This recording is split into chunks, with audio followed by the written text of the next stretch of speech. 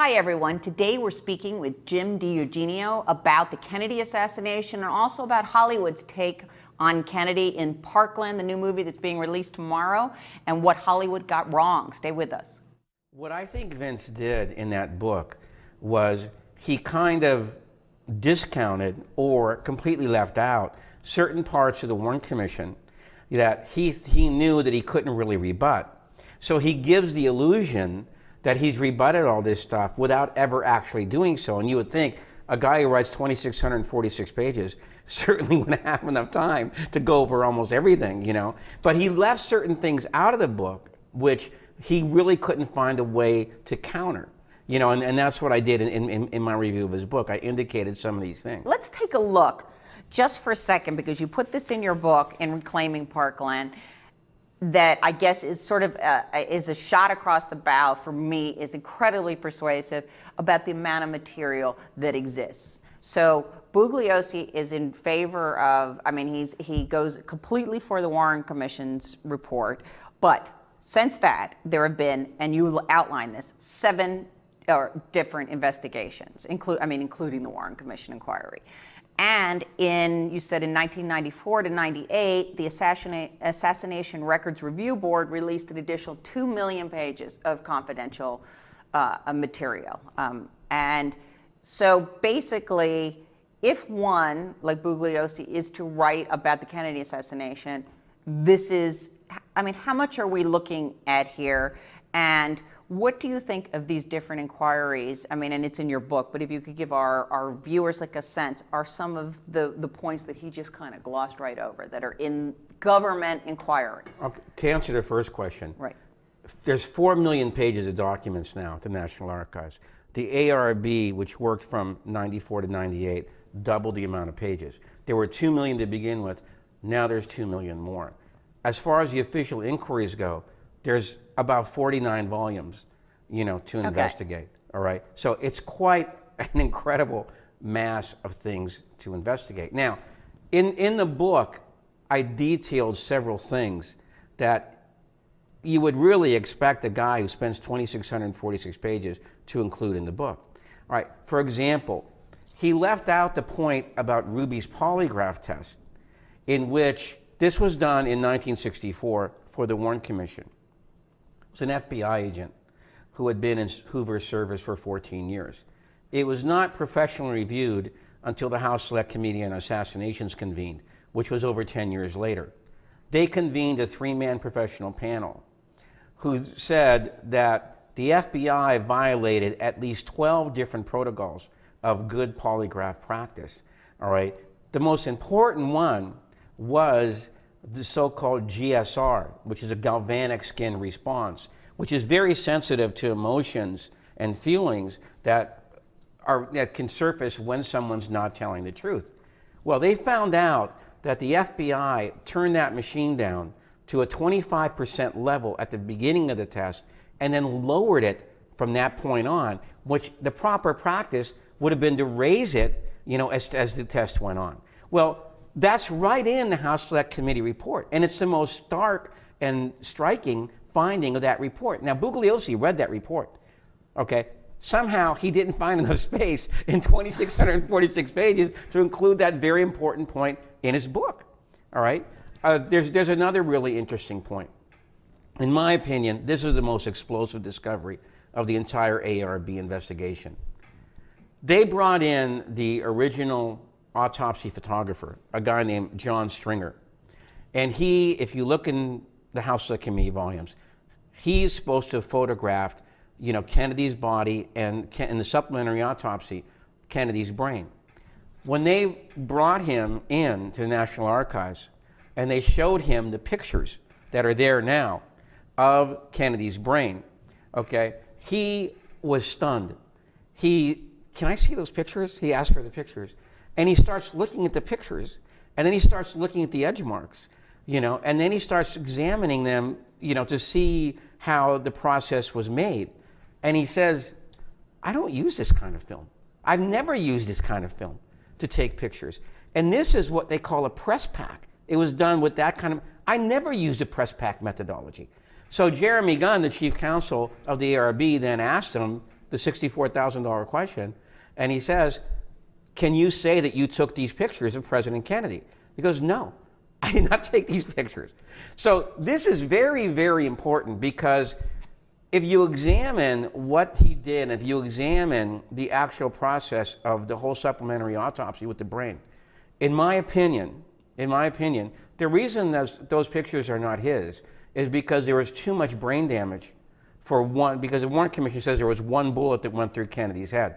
Okay, in my opinion, that's why somebody took a second set of pictures.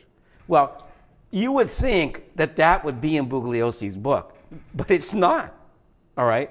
And like I said, I think that's the most important development of the entire ARB. Let me bring up just one more point. One of the most explosive things that turned out in the early years was when Josiah Thompson, for his book 6 Seconds in Dallas, went to see a guy named O.P. Wright, who was a security director at Parkland Hospital. He was supposed to have given the bullet, the magic bullet CE-399, to the Secret Service that day. All right. Well, when Thompson went to interview him, he brought a picture of CE-399, which is a round-nosed, copper-jacketed bullet. They call it a military jacketed type of bullet.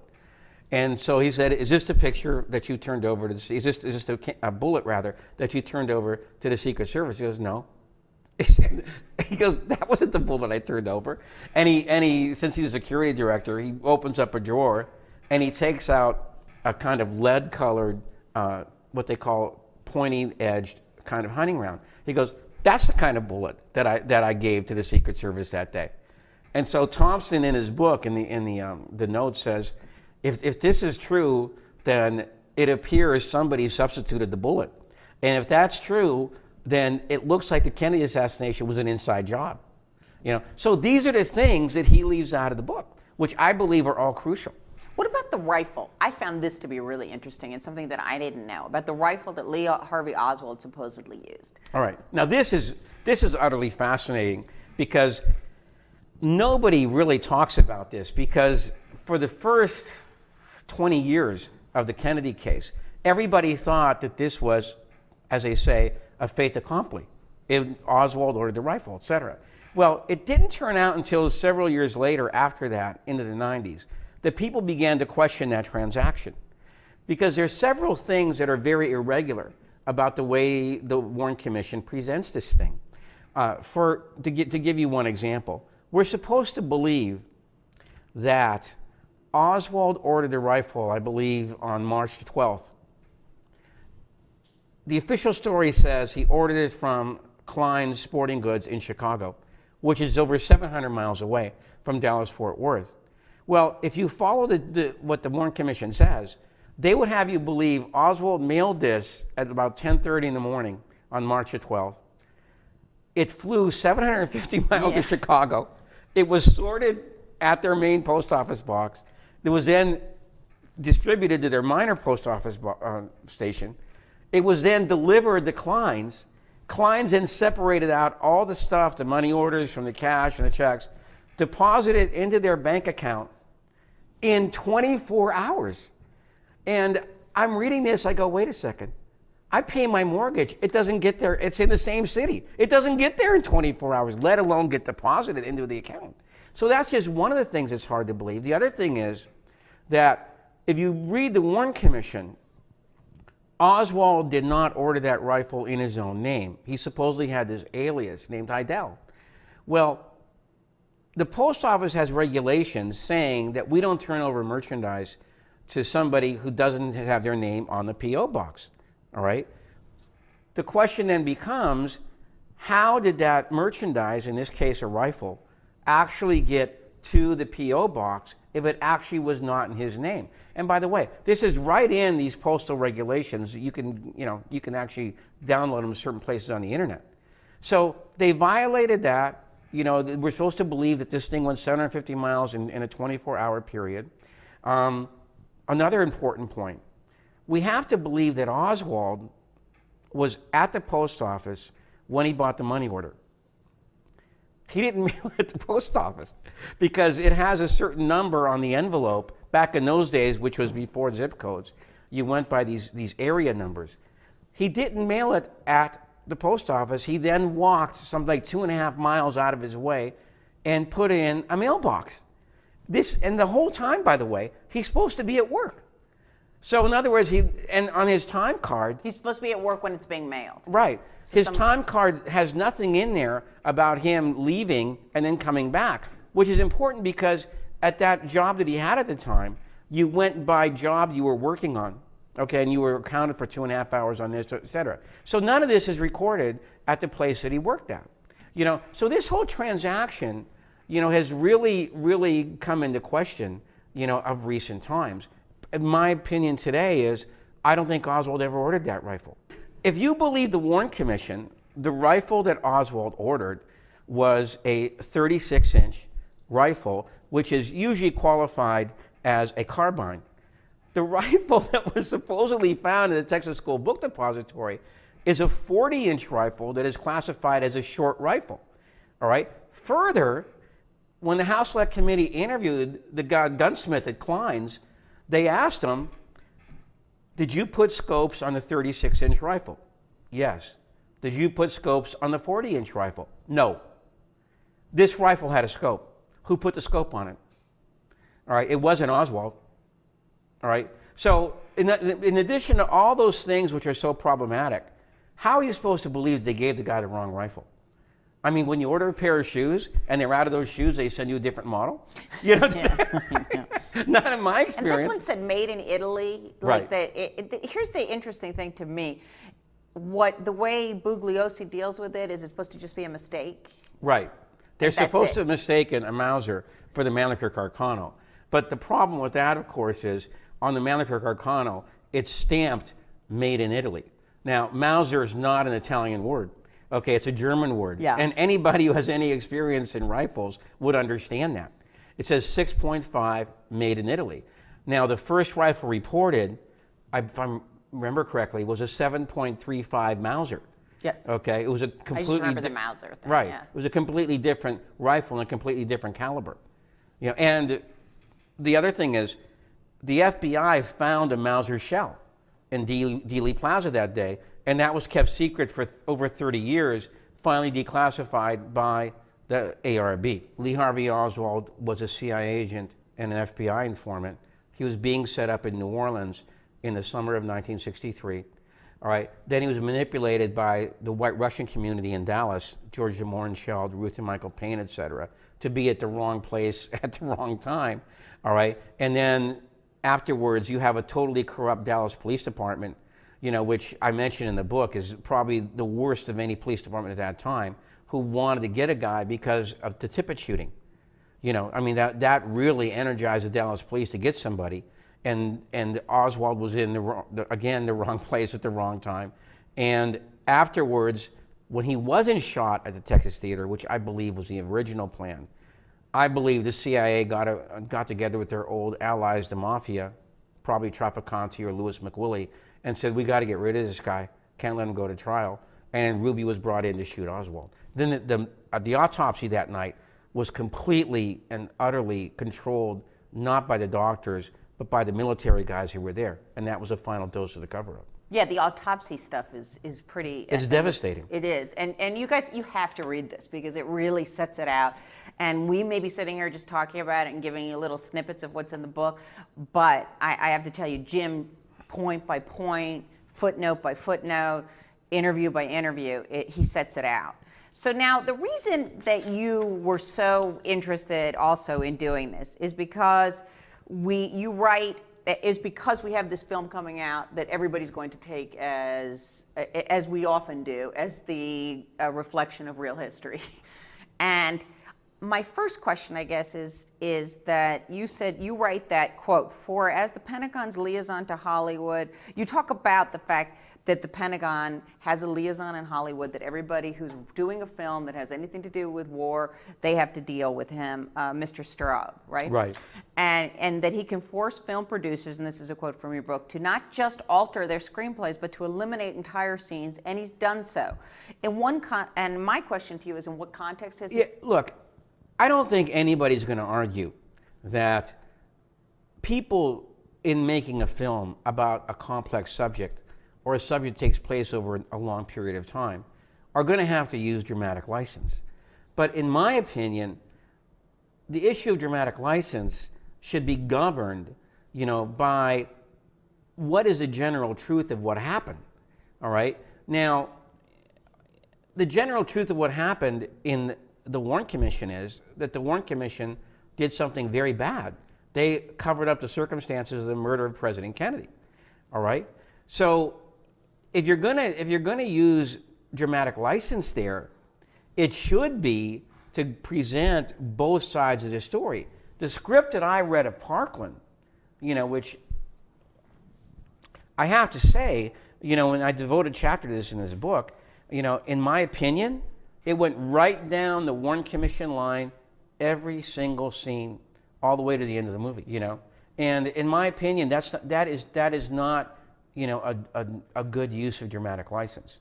So, but if they do go to see it, what should they keep in mind, and how do they should keep their facts straight? I mean, what would you recommend should be in the back of their head? One of the things that's important that's completely left out of the film is that at Parkland, something like 17 witnesses saw a blown out back of Kennedy's skull, okay? A huge gaping wound in the back of his head, which most people would think, if there's a huge gaping wound of exit in the back of his head, it must have come from the front. Oswald was not in front of Kennedy. He was always behind him. Now, the House Select Committee lied about this in their report. They said the Parkland people saw one thing, but the people at Bethesda didn't see this. Well, it turns out when the Assassination Record Review Board declassified the records of the medical investigation of the House Select Committee, guess what? 20 more witnesses at Bethesda saw this blown out back of the head. Now, that's in the script that I read, that doesn't appear. So in other words, one of the very key foundations of the case, the fact that the back of his head was blown off, is not in this movie, and you got 17 witnesses who saw it at Parkland. None of them mention it. That's censorship. Yeah, and I think it's troubling. I mean, I think that you can go to a movie and you can enjoy a film, but you need to go there with some intelligence and some understanding of history and enjoy it as a fictional film, because basically that seems to be what it is at this point, right? Right. You can still enjoy a fictional film. Right. I want to thank you so much for being here. James's book, like I said, is available. If you guys have any questions, post them on the Facebook page, on the Media Mayhem Facebook page. Jim, you're exactly the kind of guest that we want on our show. Thank you. And I really enjoyed our conversation, because this is exactly what Media Mayhem is for. It's to take a look at what we are told and to look behind it and go to the sources and the people that do the actual work to find out what the truth is. And you can read this book, read Bugliosis' book, make your own decisions. Nobody's telling you what to think, but read and consider and be thoughtful about history, and don't just take what's fed to you by the government. See you next time on Media Mayhem. In my review of his book, I indicated some of these things. Let's take a look just for a second, because you put this in your book in Reclaiming Parkland, that I guess is sort of is a shot across the bow for me, is incredibly persuasive about the amount of material that exists. So Bugliosi is in favor of, I mean, he goes completely for the Warren Commission's report, but since that, there have been, or completely left out certain parts of the Warren Commission that he knew that he couldn't really rebut. So he gives the illusion that he's rebutted all this stuff without ever actually doing so. And you would think a guy who writes 2,646 pages certainly wouldn't have enough time to go over almost everything, But he left certain things out of the book, which he really couldn't find a way to counter. And that's what I did. Outline this 7 different investigations, including the Warren Commission inquiry. And you said in 1994 to 98, the Assassination Records Review Board released an additional 2 million pages of confidential material. And so basically, if one, like Bugliosi, is to write about the Kennedy assassination, this is,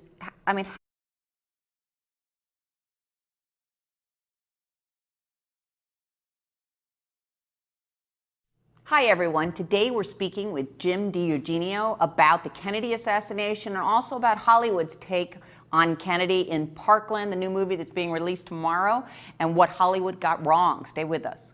What I think Vince did in that book was he kind of discounted. How much are we looking at here, and what do you think of these different inquiries? I mean, and it's in your book, but if you could give our viewers like a sense, are some of the points that he just kind of glossed right over that are in government inquiries? Okay, to answer the first question, Right.